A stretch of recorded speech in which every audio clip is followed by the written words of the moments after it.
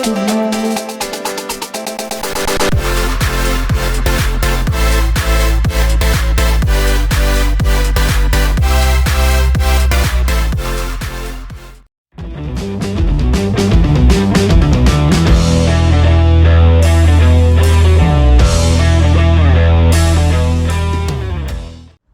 right, everybody, welcome into another edition of the Coach Sam Adams Show. We are blessed to be out here at Kia in Anniston, Oxford, on a beautiful, gorgeous day here. This is Tuesday. This video should be up on Wednesday, I believe, when we get it over to my editor. Also, we want to thank them for all they do for high school sports, including Oxford High School, especially with this show and many others that they do in North Alabama. Coach, this time, it's incredible, and I said this on some of my other coach shows. We're actually over in the playoffs now. This season's flown by seems like never before, but I say that each and every year.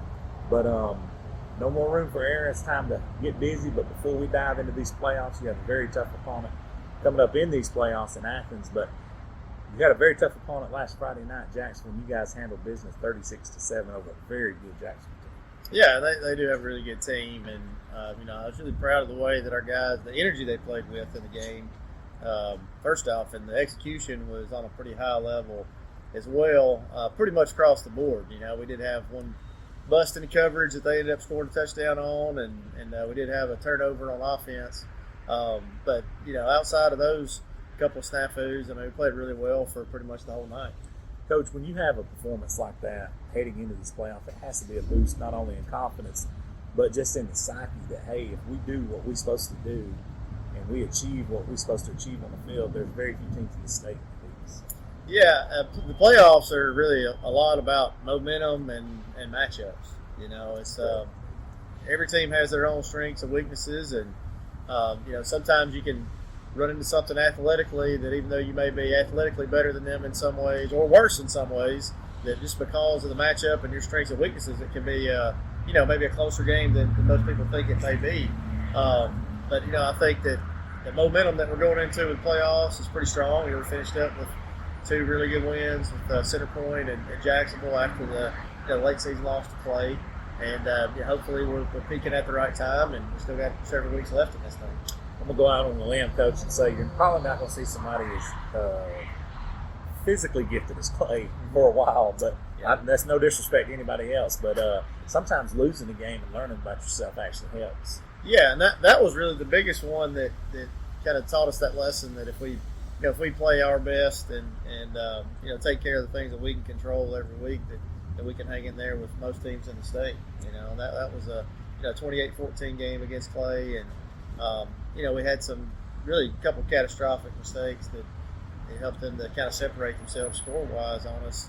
So I think we're right there on that line where if we play our best, that we can be in there in most every game, and the opposite of that is also true. If we don't play our best, then there's a whole lot of teams that can hang around with us that probably wouldn't otherwise. That could go that other way. That's right. That's right. So who you're playing this week is Athens. For those who do know, or if you do not know, Athens is a very good football team, very formidable opponent. They're 8-2 in the seasons. Where Phillip Rivers, who played in NFL Hall of Famer, who's back in the state coaching now, but that's his alma mater. So they have a lot of pride in a very good city up there, Coach. But talk about Athens and some of the challenges they present to you.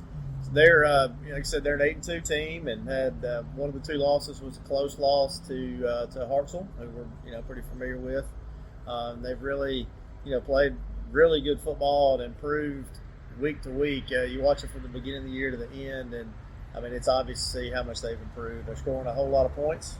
I think they're averaging about 39 a game. The quarterback's very efficient, completes a lot of balls. I think their passing numbers are pretty comparable to what we've put up this year.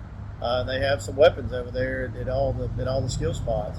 Receiver, running back, and they have kind of a hybrid tight end, running back, receiver kind of guy, number 7. That's a really good player. And defensively, I think they're not the most athletic team that we would have faced all year. Of course, we played Clay, and I don't know if you can say anybody's more athletic than them. But they do a really good job of playing to their strong points on the defensive side. They play with great passion. They run the football really well. They tackle well. I mean, they're comparable to Hartselle. They had a close win over Fort Payne a couple weeks ago. It was a great win for them. They actually let Fort Payne score with maybe about a minute to go, so they could have a chance to go down and go for two and win the game, and they did with no time on the clock. That was 2 weeks ago, and then last week they had a big win over a top 10 5A team in Russellville. They had I think a 2,000-yard back, and they held him in check for most of the night. So got a lot of respect for them. They play the game the right way. I'm sure they'll be well prepared, and I don't know anybody directly on that coaching staff, but I can tell those guys are really well coached, and we'll have our hands full on Friday. Coach, when you talk about 6A playoffs across the board, there is really not a bad football team in the 6A playoffs. In this part of the state, it's really difficult as well. But the one thing you guys have always done is play a really strong out-of-region schedule. I think that gets you ready for that. Can you talk about that for just a minute? Yeah, so our non-region schedule this year was McAdory, the 6A playoff team, Huntsville, who was in the 7A playoff picture up until the last week of the season, roughly. Hartselle, who's had a really good year and was a region runner-up, and then Jacksonville, who's a top 10 4A team. So what we want to do, we do try to be strategic about that. It's not haphazard. You kind of look and see, all right, we want to play against this style of team, this style of player. We want to be exposed to some physicality in the run game. We want to be exposed to some productive quarterbacks. We want to be exposed to athleticism. And we have all those things in our region as well. So, you just try to make sure that by the time you get to this point in the year, neither side of the ball is seeing something new and they're like, oh man, we don't know how to respond to this. We've never seen it before. I think, we've seen various different types of schemes and athletes and styles of play, and hopefully that pays dividends for us in the next 5 weeks. What's the overall keys to this victory before we shut the video down this week? Things you got circled on the board first that we got to get done. We got to be able to sustain drives on offense. So they're not the kind of defense that's going to, roll the dice and let you throw it over their head over and over again. I mean, they're going to try to make us work it down the field, and we've proven that we have the ability to do that. In the last two games for us, we played a bunch of snaps on offense and not really a whole bunch on defense. In the Jacksonville game, we had 80 plays on offense and they had 38.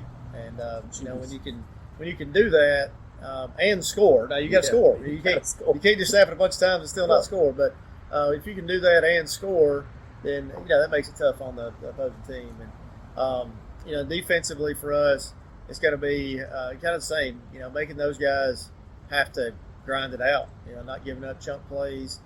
We've been, for a large part, successful on that all season long, and we're going to put ourselves in good field position situations on special teams. That's good.